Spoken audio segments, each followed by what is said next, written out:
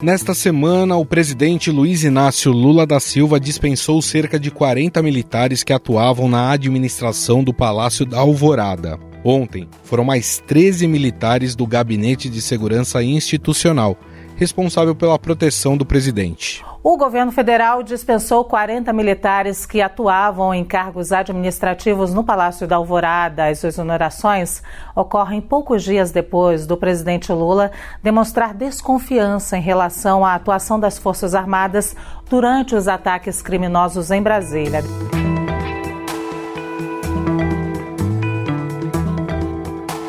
A dispensa ocorreu após o petista demonstrar desconfiança com a atuação de militares que trabalham no governo. Na semana passada, em café da manhã com jornalistas, Lula deixou clara a desconfiança com a segurança. Teve muita gente conivente. É importante dizer, teve muita gente da Polícia Militar conivente. Teve muita gente das Forças Armadas aqui dentro conivente. Eu estou convencido que a porta do Palácio do Planalto foi aberta para que gente entrasse, porque não tem porta quebrada na porta de entrada, ou seja, significa que alguém facilitou a entrada deles aqui.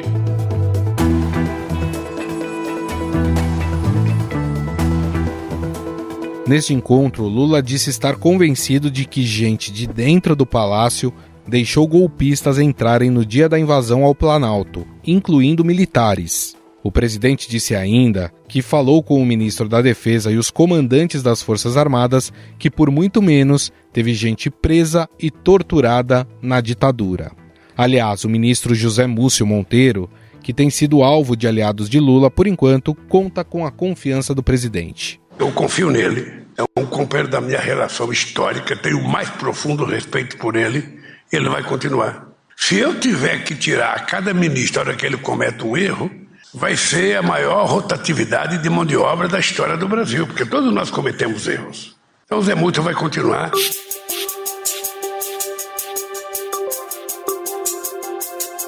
Durante a campanha eleitoral, Lula teve sua proteção pessoal realizada por agentes e delegados da Polícia Federal. Depois que foi eleito, preferiu manter a PF executando a função. Tradicionalmente, o Gabinete de Segurança Institucional cuida da segurança do presidente, com militares destacados para a tarefa. E o presidente Lula também deve trocar nesta semana parte da cúpula do Gabinete de Segurança Institucional, o GSI. A ideia é substituir nomes que eram do governo Bolsonaro e ainda estavam em postos estratégicos.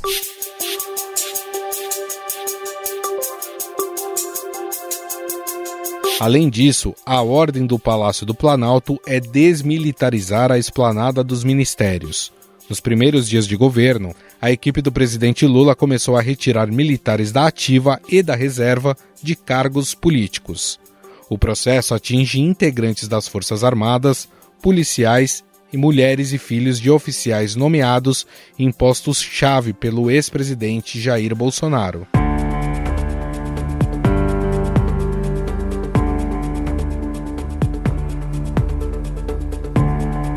Bolsonaro foi o presidente que mais nomeou militares no primeiro escalão, até mesmo na comparação com governos da ditadura. No dado mais recente, o Tribunal de Contas da União identificou mais de 6 mil oficiais ocupando cargos comissionados em funções civis em 2020.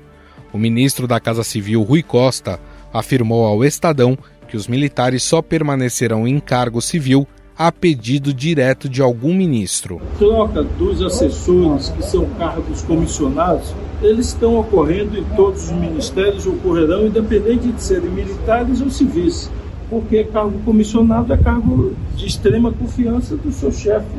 E essas trocas é natural que ocorra, até porque o governo que saiu tem pouca ou nenhuma sintonia com o governo que entrou.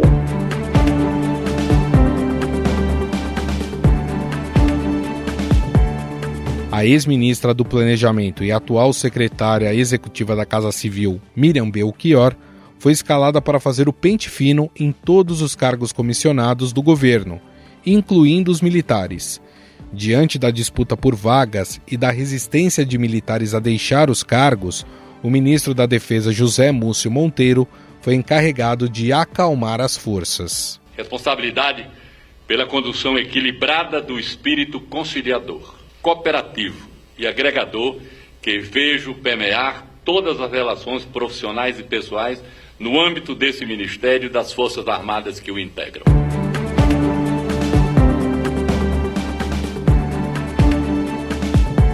A desmilitarização do governo foi alardeada pelo próprio Lula antes mesmo do início oficial da campanha eleitoral. Em abril do ano passado, durante um evento da Central Única dos Trabalhadores, ele prometeu tirar os militares dos cargos políticos. Nós vamos ter que começar o governo sabendo que nós temos que tirar quase 8 mil militares que estão em cargos, sabe, de pessoas que não prestaram o concurso.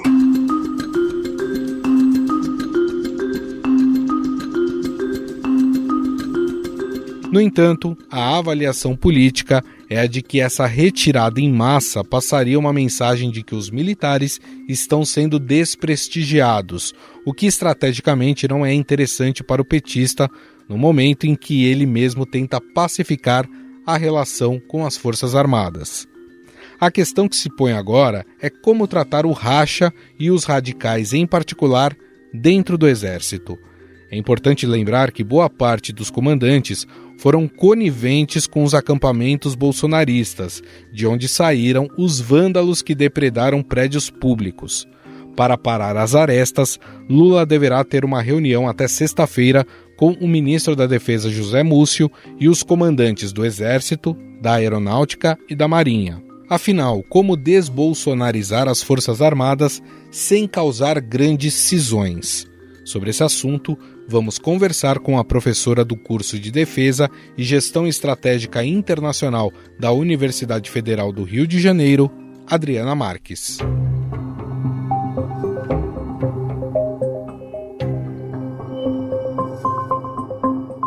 Tudo bem, professora? Muito obrigado por ter atendido o nosso convite. Tudo bem, Gustavo. Bom, professora, eu estava falando aqui na introdução sobre a desmilitarização da política do governo e isso é algo que Lula vai ter que encarar daqui para frente. Mas, ao mesmo tempo, existe uma quantidade grande de ruídos que serão gerados por isso.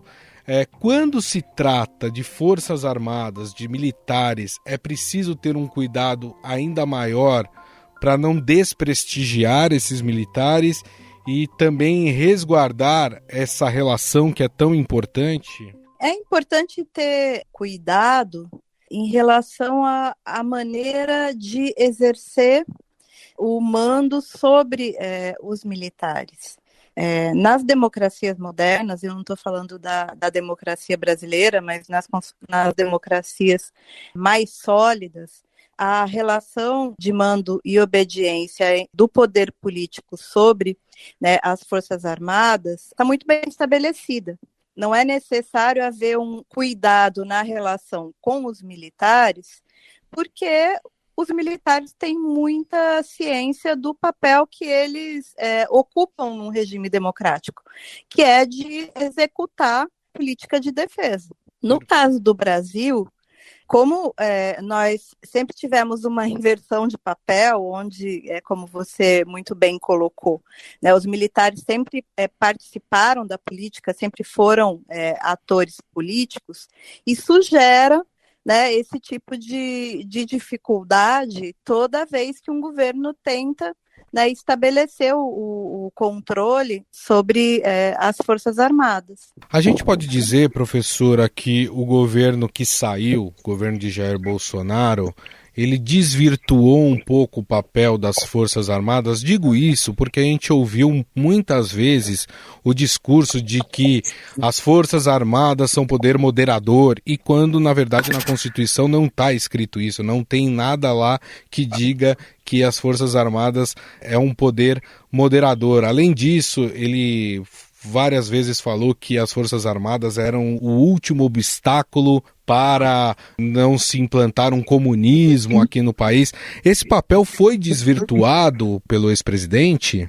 O ex-presidente, o que ele fez foi reativar uma série de sentimentos e de percepções que existiam na caserna, que estavam adormecidas, porque desde o processo de redemocratização né, as Forças Armadas foram se readaptando, né, encontrando seu lugar ali num regime democrático, e o ex-presidente tentou reavivar o que existia de pior na tradição política brasileira, recorrer, né, às Forças Armadas para apoiar um projeto político. Então, na verdade, ele reativou um sentimento que já existia, porque fossem as Forças Armadas neutras politicamente, elas não teriam se engajado de uma maneira assim tão pronta, né, a um projeto político. Aliás, a gente viu isso durante esses atos que aconteceram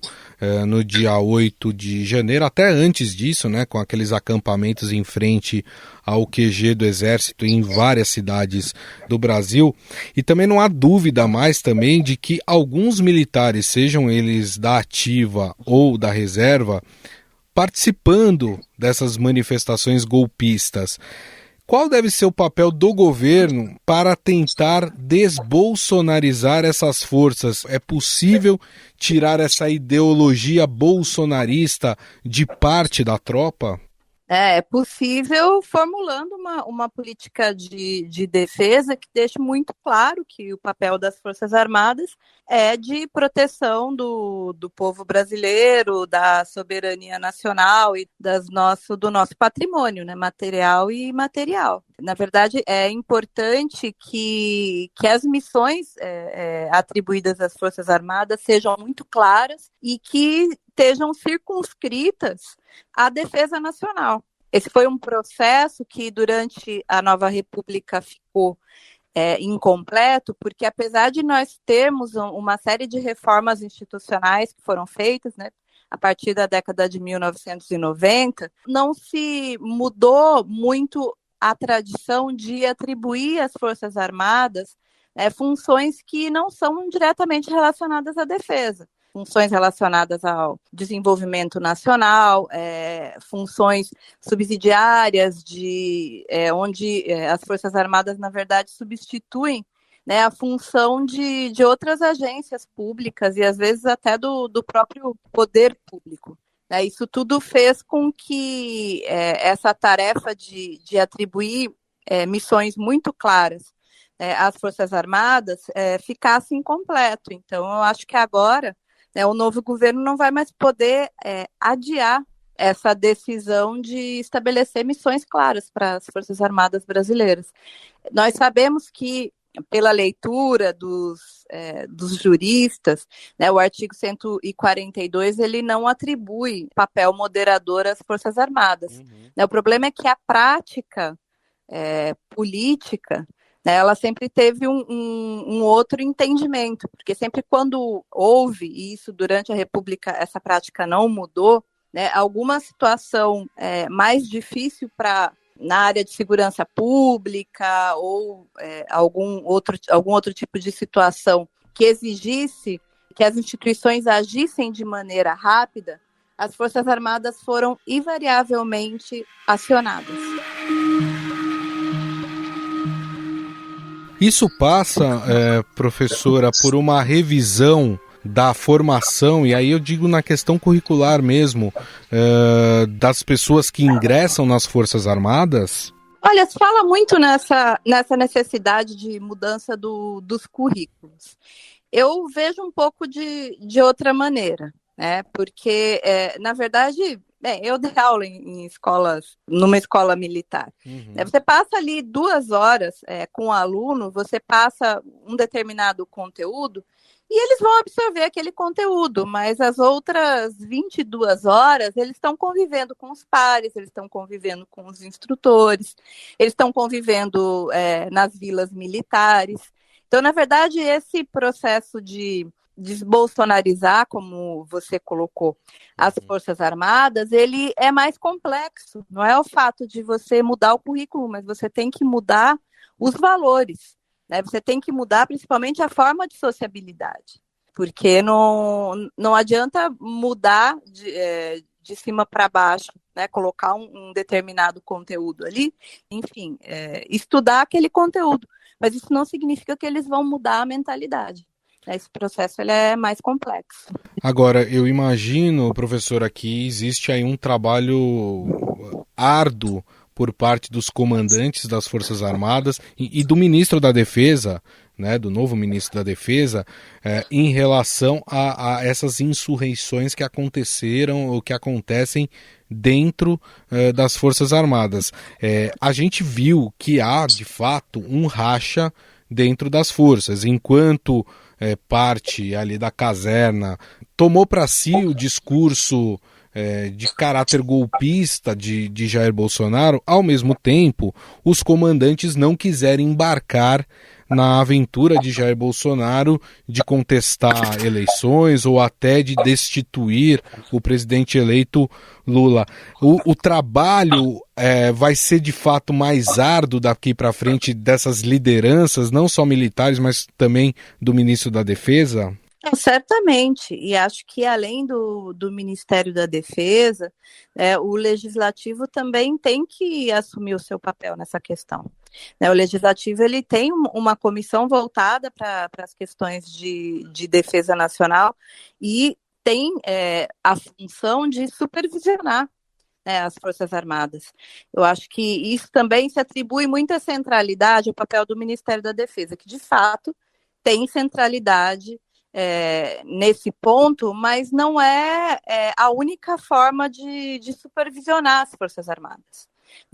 O Legislativo também tem que assumir o seu papel nessa questão, inclusive de questionar as próprias ações do Ministério da Defesa.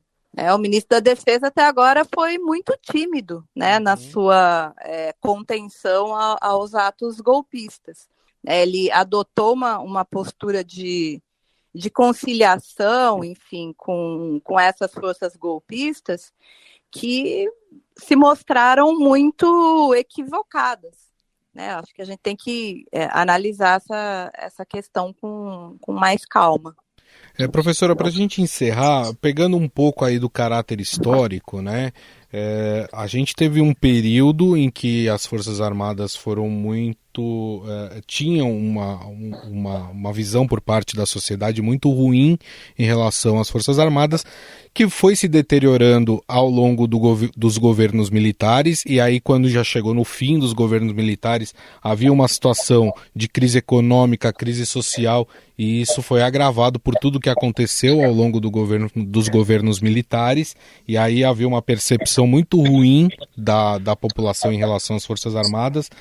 Aí depois da redemocratização houve um período em que as Forças Armadas trabalharam para recuperar a sua imagem perante a sociedade, e agora o que a gente encontra é parte da população desconfiada das suas Forças Armadas. Dá para a gente dizer que talvez depois da redemocratização esse seja o pior período de imagem em relação às Forças Armadas? Sem dúvidas, e também é o momento mais difícil que nós como sociedade temos, no que diz respeito a como lidar com os militares numa democracia. Acho que nós temos a sociedade, a classe política, a imprensa, que também tem um papel importante aí de monitoramento das atividades das Forças Armadas. Todos nós temos uma tarefa muito importante aí nos próximos anos de recompor essas relações. Bom, nós conversamos com a professora do curso de Defesa e Gestão Estratégica Internacional da Universidade Federal do Rio de Janeiro, Adriana Marques, a quem eu agradeço muito aqui a presença e essa aula que ela nos deu aí em relação ao tema que foi debatido hoje. Muito obrigado, viu, professora? Obrigado, foi um prazer conversar com vocês. Estadão Notícias. E antes de encerrar o Estadão Notícias, fica o convite para ouvir mais um episódio da série Cenários, que será publicado no nosso feed. Neste episódio, Sônia Raci recebe o publicitário Luiz Lara, chairman do grupo TBWA e presidente do Conselho Executivo das Normas Padrão. Ele fala sobre a transformação do comportamento do consumidor e explica o conceito de economia da atenção aplicado à publicidade. O Estadão Notícias desta quinta-feira vai ficando por aqui. Contou com a apresentação minha, Gustavo Lopes, o roteiro, produção e edição são minhas, de Jefferson Perleberg e Laura Kapeliushnik. A montagem é de Moacir Biasi. Mande seu comentário e sugestão para o nosso e-mail podcast@estadão.com. Um abraço e até mais!